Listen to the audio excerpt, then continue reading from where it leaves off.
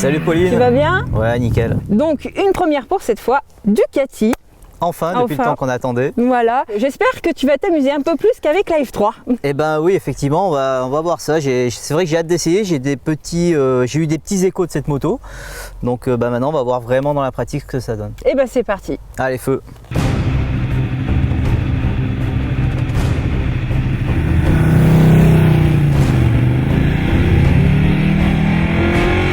Sans conteste, la Ducati Panigale fait partie des machines qui font rêver les motards. Outre son look qui lui a valu des éloges de la part du milieu, la Panigale se décline en plusieurs versions et la 899 est sa dernière née. Remplaçante de la 848, elle offre un twin super quadro en L de 148 chevaux en version full et frotte de très près avec les 900 cm3. Le tout monté sur un châssis monocoque en aluminium. Contrairement à la 1199, elle se veut sur le papier plus accessible de par la gestion des gaz plus lissée et plus polyvalente à l'utilisation route-piste. Pour 15 790 €, la Panigale revient à des équipements plus grand public, avec des suspensions Showa BPF à l'avant et un amortisseur Satch monté latéralement à l'arrière. Le système de freinage est signé Brembo uniquement à l'avant. Mais le point d'honneur reste sur les assistances électroniques entièrement paramétrables, de l'ABS au traction control en passant par la gestion du frein moteur. Petit plus en option, vous pourrez adopter le DDA+, qui se traduit par un système d'analyse de données via un signal GPS pour avoir toutes les infos sur vos performances sur piste.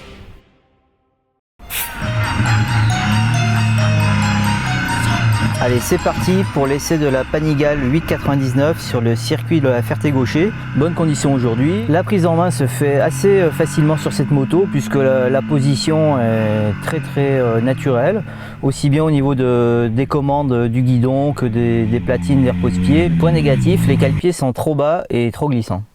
La fourche, elle est très bien accordée au niveau de la compression et de la détente. Néanmoins, je trouve que sur la fin de course, elle est un petit peu dure. Donc voilà, c'est un petit point qui est amélioré éventuellement, mais bon là c'est vraiment sur un usage piste. Concernant l'amortisseur, là c'est un petit peu l'inverse, il était un petit peu souple, mais bon c'est pareil, c'était un usage vraiment poussé aux dernières limites, mais dans l'ensemble je trouve que la fourche et l'amortisseur sont assez bien accordés dans l'ensemble. Pour ce qui est du freinage avant, la puissance est très bonne. Mais le feeling, je pense qu'il n'est pas aussi bon que sur certaines machines de la concurrence, malgré qu'il soit équipé de la même marque de frein, c'est-à-dire du Brembo. Je pense que par rapport aux montes qu'il peut y avoir entre les différents types de plaquettes, ça change considérablement le comportement. Donc là, au niveau de la puissance, c'est très bon, mais par contre, je trouve que ça manque un petit peu de progressivité à mon goût pour ce qui est du frein avant. Pour ce qui est du frein arrière, le feeling est assez bon parce qu'il y a une bonne constance dans l'utilisation de la pédale de frein. C'est pas on-off, il est très constant et surtout, il est très progressif et ça donne beaucoup de confort pour le dosage du frein arrière.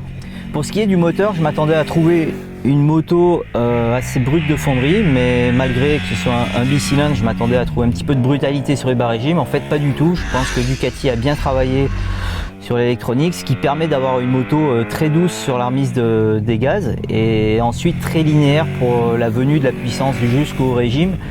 Et ça, c'est un gage de performance parce qu'on sait que de nos jours, l'important c'est d'avoir des motos relativement souples et progressif dans la délivrance de la puissance, et là vraiment Ducati a fait quelque chose de très bien à ce niveau-là. Le petit point négatif à mon goût, c'est la manière dont le rupteur arrive. C'est un petit peu brutal à mon goût, mais bon, malgré tout, c'est un petit peu le cas sur toutes les motos, hein. Quand le rupteur se met en route, le moteur s'arrête immédiatement, et là ça le fait un petit peu plus que sur la concurrence. Pour conclure, cette moto m'a vraiment beaucoup plu. Aussi bien au niveau du châssis, des suspensions, de la géométrie et du comportement du moteur. Vraiment, je lui donne une bonne note car c'est une moto qui est très homogène. Alors, qu'est-ce qui t'a plu sur cette Panigale? Au niveau du châssis, la moto est relativement facile de prise en main, même si sur les premières minutes j'ai eu un petit peu de mal, mais sinon dans l'ensemble elle est très facile. Le moteur c'est pareil, il a une bonne plage d'utilisation, du bas régime, une assez bonne allonge, donc ça c'est pas mal. Donc dans l'ensemble, c'est Ouais. une bonne moto. Surtout qu'on avait tout désactivé, donc l'avantage c'est qu'elle est bien avec rien en fait, pas d'assistance. Voilà, tout à fait. Vu que la moto est bien née, il n'y a pas vraiment besoin de cette électronique. Et alors, qu'est-ce que tu n'as pas vraiment apprécié sur cette Panigale? Pas grand-chose. Pour moi, évidemment, bon, c'est qu'une 900 cylindrée, donc ça manque un petit peu de puissance au maximum. Et ensuite, uniquement les cale-pieds qui pour moi sont trop bas et trop glissants. D'accord. Et alors, est-ce que tu achètes ou est-ce que tu n'achètes pas? Ben, je dirais non, j'achète pas. Parce que je pense que j'achèterais plus sa grande sœur. Parce que les chevaux qui manquent, je pense que sa grande sœur les a. D'accord. Voilà. Ok. Bah, merci beaucoup. Quant à nous, on se retrouve très bientôt. Salut! Ciao, ciao!